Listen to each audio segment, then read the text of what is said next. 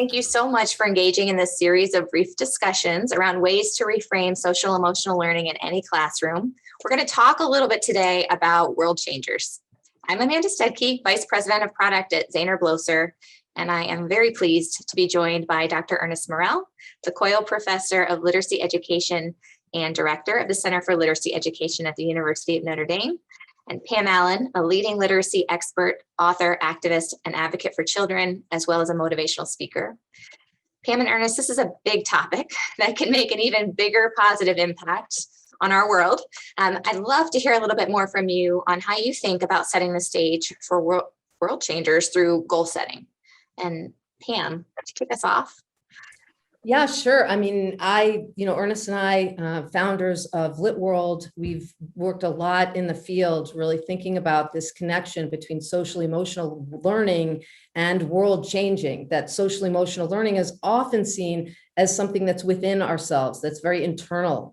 But we, together, Ernest and I have created a model around this idea of self, community, and world, where we're actually always looking outward. We go inward to look outward, we go outward to come back in, just as we do in our own personal lives, going home and away and coming back again, wherever that sense of home is.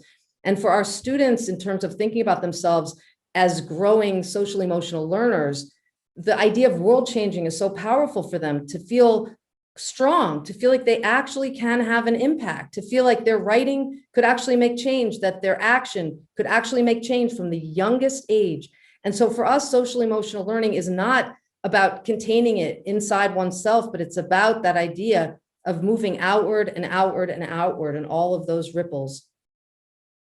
Yeah, I love that anchoring kind of the end of social emotional learning and world changing, because everything becomes subsumed. I have to see myself as empowered and powerful. I have to see myself as working with others in community if we're going to do something together to change the world, right? As you talked about the goal setting part, Amanda, I really think about the idea of what are the questions.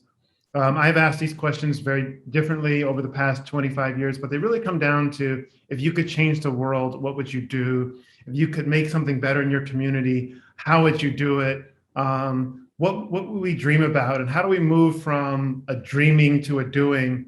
The goal setting to me is really about that process. Where do we get started? What help do we need?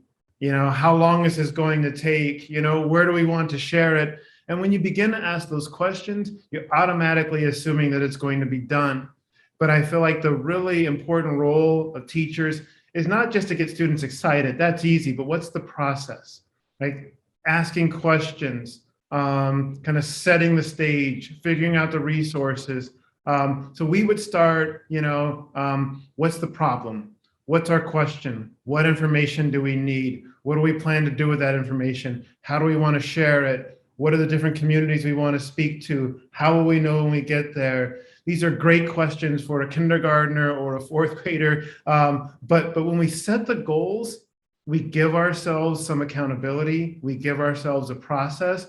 But I think the most important part of it is we give ourselves permission to be world changers.